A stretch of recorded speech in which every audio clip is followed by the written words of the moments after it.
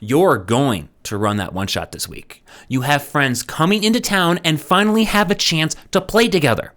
Or maybe you have a wild and crazy idea you want to test out that would never work in a regular D&D campaign. You might be trying to start a new group, and it's a whole lot easier to get people to sign up for a single one-shot than it is for an entire campaign. It's quite the commitment. You might be able to rope them in, though, once they see how much fun a one-shot is. Or maybe, just maybe, you're a brand new GM, and you have worked up enough courage to say, all right, I'll get my feet wet. I feel like I could run one session. Hey everyone, David Fox from Modular the DM here. And regardless of which of those descriptions sounds like you, one-shots are awesome. But unfortunately get a really bad rap for being difficult to prepare because you have a time limit of one session and that's it. But in this session and the ones to follow, we're going to walk through the entire process of building a one-shot from the ground up so you can see it's not so difficult if you have the right tools. Okay, now let's talk about how you're going to start preparing for this one-shot, because you're not going to commit the same cardinal sin everyone else does, where you just go for it and start jotting down tons of ideas, wild encounters, maps, NPCs, lore, building the entire thing from scratch without any kind of roadmap telling you what you even need to prep. I've been there and done that, and it doesn't end well. You start to feel incredibly overwhelmed and question how you can possibly ever get all of this done, because the work just keeps growing. I'm guilty of having spent an entire weekend, over 20 hours of time, building out a one-shot and then finding out I only needed 10% of what I prepared. So what you're gonna do is two things. First, we're going to talk with our players and get a feel for how long they're able or even willing to sit down and play. It's a good hard limit to work around, because you need to know if you're filling up 3 hours of time or 5 hours of time. It makes a big difference. Once you have that, we need to build out a roadmap, something to help you quickly scope out what you even need to be preparing. And in my framework we'll use to build these roadmaps, you'll see how quickly you eat through your time budget, so it ends up not being something you ever have to worry about. My framework uses 7 different one-shot building blocks, and when you mix and match them together, enable you to build a roadmap for just about any D&D-like experience in a matter of minutes. So we're gonna quickly run through them and then go into a live example so you can see how they're used. Your first building block is the introduction. This is everyone sitting down at the table, you giving an opening prologue and guiding the players to where the action of the one-shot will begin. For a party of 3 to 5 players, which is what we'll assume all the other building blocks have, this takes about 30 minutes of time. Next, we have the small battle building block. These are battles of medium difficulty where the main purpose of them is to allow your players to start having fun playing around with their different abilities of the characters that they built. You're looking for 2-3 max rounds of combat, which will end up taking 45 minutes of time. Next, you have the non-battle encounter building block. These are things like puzzles, stealth sections, social encounters, and investigation segments. Always plan on these taking half an hour of time, no matter how simple you make it, because players love to over-optimize and simply overthink things. The fourth building block is what I call RP and lore. It's pretty self-explanatory, but it's for those one-shots where you plan on sharing some lore with your players on their way through the entire adventure, or have a more talkative group that enjoy role-playing with each other. Now, for one of the most important building blocks, break time. If your players are the types that need to get up and stretch their legs, grab a snack, or check in on the kids, this 15-minute building block is something you'll always have to account for. The second to last building block is a final boss battle. This is a higher end difficulty battle. It tends to be around 4 rounds of combat, and in my experience, consumes an hour and a half of time. The last building block is the only one you must include in your one-shot, and that is the resolution. Once you defeat the big bad evil guy, you don't want your one-shot to end right there. You want to bask in the afterglow. You want to have an epilogue. You don't want to end so close to your time limit that the players need to promptly log off and run to their cars. Set aside 15 minutes for this. Trust me, this can make or break an absolutely amazing one-shot. Please. Now that we've got our 7 different types of building blocks, let's build a one-shot roadmap.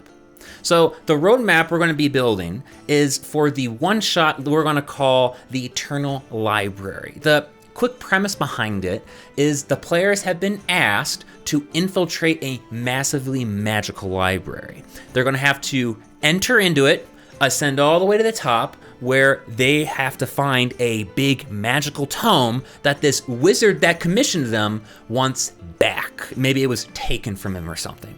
As soon as they take it, I want something to happen in the library where it's going to come alive and chase the players out, where they'll have to descend all the way back down to the bottom with the tome in hand, leave, and hopefully leave victorious. So now that you kind of know the premise, and we might go into some more details as we build out the roadmap here, but let's just get started. So I'm a really big fan, instead of just literally plunking down building blocks here, let's choose what we want our story beats to be, and then select the best building blocks for our story beats. So the very first thing here is I definitely want some type of an introduction, just introducing maybe a little bit of the lore behind the library itself, give players a chance to introduce their character, have some fun with it. Next, as soon as they get into the library.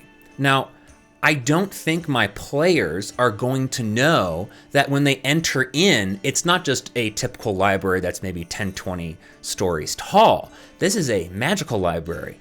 Every single level inside of it is a different plane of existence. There's trees that literally grow books as fruit. So I want to show them that it's really wacky. So why don't we have, really quickly at the beginning, show that this library is wacky. It's going to be really important. Set the tone quickly, and it'd be a really nice way to hook the players very quickly into the one shot. So they're know that the library is really wacky now. Let's ascend to the top. So I'm going to say that's the ascension. They're then going to have to grab and find the tome, because this is a big library, so it's probably not going to be in the center of the room on a big pedestal. They might have to search for it. Then there's probably going to be a boss battle. I'm thinking Indiana Jones style once they take the tome, or maybe the process of finding the tome is a fight in itself. Something's going to go on where there's going to be a boss battle. My players also just really love fighting, so I want to make sure to throw that in there. And then like we described, I want it to be an adventure going all the way back down too. So they had fun going all the way up, but now when the library is trying to say, hey, that book is mine, they have to escape, so we're going to have a descent. And after the descent, I think it's pretty straightforward. They're going to exit, plus we'll have a little bit of an epilogue. Because remember what we said, the only building block that's an absolute necessity is the resolution building block. Because you don't want your one shot to end so close to time that no one gets to just have that fun thrill of, we did it, let's go, and everyone's having some high fives or laughing at some stupid stuff that happened during it. You want to make sure you have that. So we're going to put that in at the end. So now that we have some of the quick story beats, let's just start slotting in where everything goes. So the introduction is pretty simple. That's the introduction. The library being really wacky, I think showing that it's wacky, my players really like battles. So I think what would be really fun is if we started off with a small battle. Just having them enter the library, and maybe they end up almost as like there's a study inside of the library itself in this plane of existence they end up into, like the entry floor. And if they end up taking the books, or they step wrong, or they mess up anything, a table and maybe some animated armors come to life and just start attacking them. It'd be really fun, a great way to start the one shot.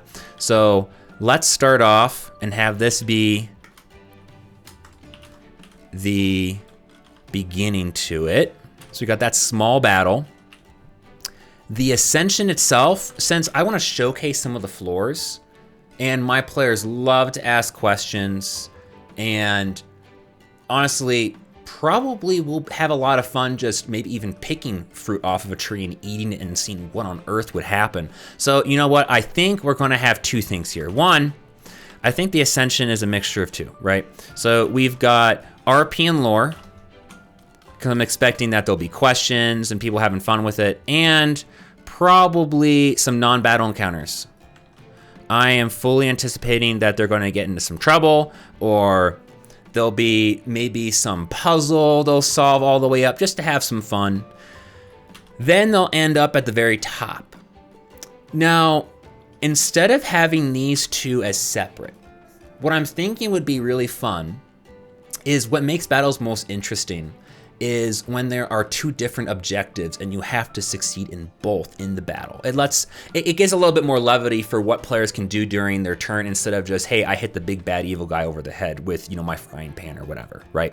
So why don't we make it kind of lively? The library, as soon as they end up at the top floor, is going to come to life because it knows, okay, you're here to take a book, I'm going to attack you. But at the same time, they have to go find the tome they're looking for. And if they do find the tome, the library will completely shut off. At least that part will. The boss battle could end early because they can escape out of the room, and maybe there's that escape sequence, Indiana Jones style, where the library's like, hey, give me that book back, and they have to go through every single part to get back down to the bottom. So I think we can combine 5 and 6 into just a final boss battle. And we'll just put it in there like that. And like we talked about, the Descent, very much a non-battle encounter. I want this to be really fast-paced. Every single thing that they saw on their way up, they have to complete on their way down. And it could be a lot of fun to do things like every single floor they took on the way up has a really simple skill challenge, where individually per player, if they succeed, it increases their chance that they'll get out alive. And for every skill challenge they fail, it decreases their chance of getting out alive. So it's almost like this fates changing every couple moments. It could add a lot to the excitement and keep the energy really high. And then I think lastly, we got this exit and epilogue. That's plain and simple. We got the resolution here.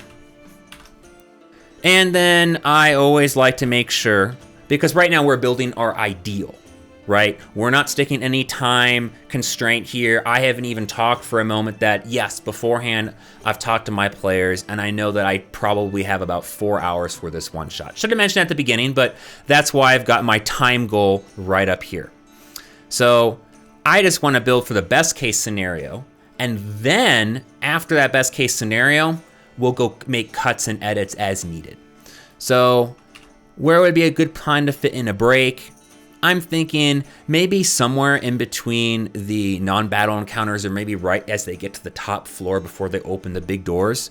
We could, if needed, take just that little bit of a break for players to kind of stretch their legs and get some snacks. I personally get hungry during DMing as well. So I think that's pretty good. So let's add this up and see how far over budget we are. All right, so if we add all that up here, we got 3 hours, 4.5. We've got 4 hours and 45 minutes. So what you can really quickly see is because we built this roadmap, I'm not looking to add more. At this point, within 6-7 minutes, I've already established I need to cut, not prep more, right? I already have more than enough ideas. I don't need to spend another day building more, right? We're never going to get through them all. So I've got two choices here, right? One is I can cut down to 4, so I feel very comfortable I can get through everything and I'm not worrying about that. Or 2, I can go back to my players and say, hey, I just really quickly scoped out the one shot, and is everyone okay playing for about 4 to 5 hours instead? And if that's okay, then you don't need to cut anything. You can just go straight into your prep right now. So what if we wanted to do the same one shot, but in 3 hours time? And we had built all of this out already, and we need to figure out how on earth I'm going to fit everything here into 3 hours time. So What's fun about building this roadmap too is it can kind of spark some creativity, because now you got to fit 4 hours and 45 minutes into 3 hours. So let's start thinking here what we can cut and combine. So my first thought is, instead of the introduction, what if we combine doing an introduction with the battle? So what we started with was an in medias res, where all of a sudden, as soon as we start, we're in the battle right now. And I might open up the one shot saying, you, all of a sudden, as soon as you step into the library, take a huge blow to the chest by an animated, big, humongous table charging at you. I need everyone to roll for initiative. And then you can give maybe some back and forth story, and everyone can introduce their characters as they're playing. Next, I think as we're ascending the floors, the thing that's going to be most fun is doing the non-battle encounters and less the lore. So we'll stick to the non-battle encounters here, and what we'll aim to do is just get some really quick puzzles or allow our players to have a little bit of fun just eating the fruit off of a tree, or seeing, oh, can I go into that really weird painting, and let them do a little bit of that, but knowing we got to keep a little short. Break time I'd like to keep, but it's 3 hours, so we're probably fine without a break in this instance, at least for my players. Then we got the final boss battle. Now, there are a couple things we could do here, and I'm gonna remove this, right? So I'm thinking if we need to cut this, we got option 1 and we got option 2. And these are usually how I handle this, right? When I need to shorten something up. So the easiest thing to do is to say, yeah, my final boss battle is just gonna be a little bit more of a small battle, right? I'm gonna engineer it to be about 2 to 3 rounds of combat. It's just gonna have a couple different baddies inside. It's not gonna be a big bad, huge monster or something like this that's epic, right? The experience of the one shot is gonna be more of fast paced. I gotta get to the top. Oh my gosh, we gotta escape all the way down to the bottom. Still could be a lot of fun. Now, the other thing that you can do is you can have a final boss battle, but you're gonna have to shorten it. So usually a final boss battle, you count it up being about 4 rounds of combat. This is going to take more prep and will require a little bit more experience, but you can get a final boss battle to take about an hour if you're okay with it being about 2 rounds of combat. Now that can be fun. It can be really, really interesting, especially since if we keep to the same premise as we were in the 4-hour block of you need to find the tome, but stay alive while looking for it because the library is going to be attacking you, right? Could be a lot of fun. The non-battle encounter, that descent, kind of have to keep that. That's important. And then the resolution, right? So let's just see where we're at. So the total here is 3 hours and 30 minutes total. Now, again, you got your 2 options, right? You can go back to your players and say I need 30 more minutes, or you can keep cutting. If I was cutting, I'd probably definitely go small battle, and I might just run my first small battle to be incredibly short. Try to shrink it down to 30 minutes, 2 rounds of combat max. It acts more like an introduction more than it is a big battle to show off your skills. So that's how I would handle building out a roadmap for both 4 hours of time and 3 hours of time for the Eternal Library. You can see really quickly, we found out you're not going to have any trouble filling up that time, and you really need to prep a lot less than you probably thought you did in the first place. Now you're one step closer to running your one shot, and you know exactly where you need to be spending your time and hopefully feel a lot less anxious about all the work you need to do and worrying if you're going to go over time, because the roadmap has scoped all of that out for us. Now, we're not done. I just couldn't fit everything into this session. We still need to make the content for these building blocks. We need to write some type of a prompt to our players so they know what to expect once they sit down, and we need to run the encounters and the combat. These are all topics that we're going to discuss over the next few sessions. But for now, start using this road mapping framework for any ideas you've been thinking about, so you can see how quick and easy it really is to use, and start feeling that, yeah, I can run that one shot this week. Thanks for watching, everyone. Leave a comment down below of some of the most memorable moments you've had during a one shot. And if you're looking to keep watching, check out our session where we talk about the power of a name, a tool that we've all been using since we've been born, but we've never fully realized its potential as a GM. So I'll see you next time.